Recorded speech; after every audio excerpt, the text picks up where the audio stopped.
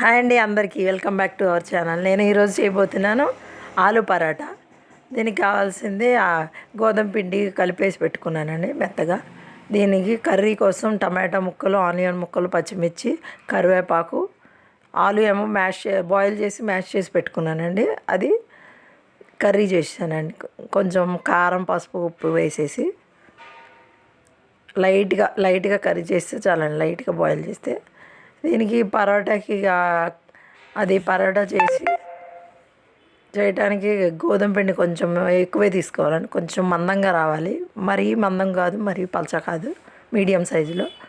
దీనిలో కొంచెం చేసిన కర్రీ ఉంది కదండి, కర్రీ మరీ ఓవర్గా కుక్ అవ్వక్కర్లే, లైట్గా చాలు. ఆ కర్రీని ఒక స్పూన్ పెట్టుకుందామండి. పెట్టేసుకుని చుట్టూతో ఎడ్జెస్ క్లోజ్ చేసేసుకుందాం. మొత్తం అన్ని ఎడ్జెస్ కర్రీ బయటికి కనిపించకుండా క్లోజ్ చేసేద్దాం. దీన్ని ఇప్పుడు చపాతీలాగా చేసుకుందాం, కానీ బాగా ఫోర్స్గా చేయక్కర్లేదు. లైట్గా పైన రుద్దితే చాలండి. మరీ పలచగా కాదు, మరీ మందంగా కాదు, మీడియంగా చేసుకుందామండి. కొంచెం పిండి జల్లుకుని చేసుకుందామండి. అదే ఆయిల్ అయితే మళ్ళీ అతుక్కుపోద్ది కదండి, పిండి అయితేనే మంచిగా వస్తుంది ఆలు పరాటాకి. పిండి కొంచెం ఎక్కువ వేసుకొని ఇట్లా చేసుకోండి. చూపిస్తున్న విధంగా వీడియోలో చూపిస్తున్నట్టు చేసుకోవాలండి. ఇలా ఫోర్స్ ఎక్కువ పెట్టకూడదు.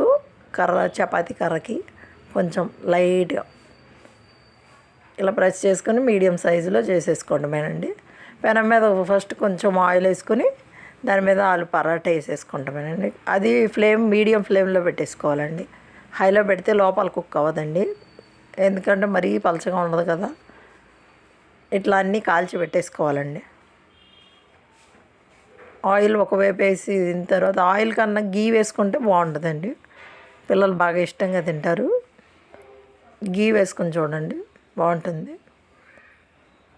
నేను కూడా కొన్నాటికి ఆయిల్ కొన్ని గీ వేసి కాల్చానండి, పిల్లల కోసం గీ వేసి. దీనిలోకి కాంబినేషన్కి గార్లిక్ కర్డ్ అండి. గార్లిక్ ఒక 5-6 రెబ్బలు తీసుకున్నాను, కచ్చాపచ్చిగా దంచేసుకుని అది పెరుగులో వేసేసుకున్నానండి. ఒక పావు స్పూను కారం, పావు స్పూన్ సాల్ట్ వేసేసుకొని కలిపేసుకోవడమేనండి, అంతే.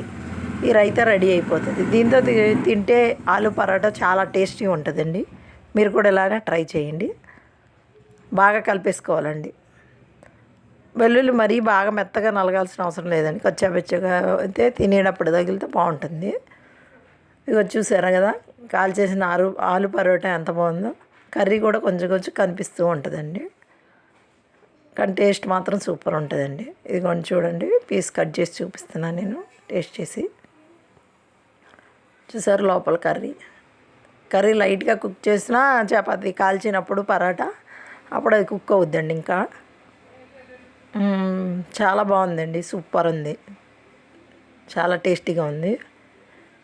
ఇదిగోండి మా పిల్లలైతే ఈ రైతాలో బూందీ కానీ మిక్సర్ కానీ ఇలా వేసుకుంటారు. ఇలా కూడా వేసుకోవచ్చు, ఇలా అయినా బాగుంటుంది.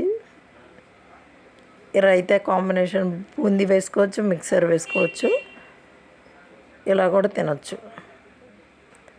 ఇలా పిల్లలకి ఆలు పరాటా 2-3 చేసి పెట్టినా చాలండి, కడుపు నిండిపోద్ది. మీరు కూడా ట్రై చేయండి. నా వీడియోస్ నచ్చినట్టయితే లైక్ చేయండి.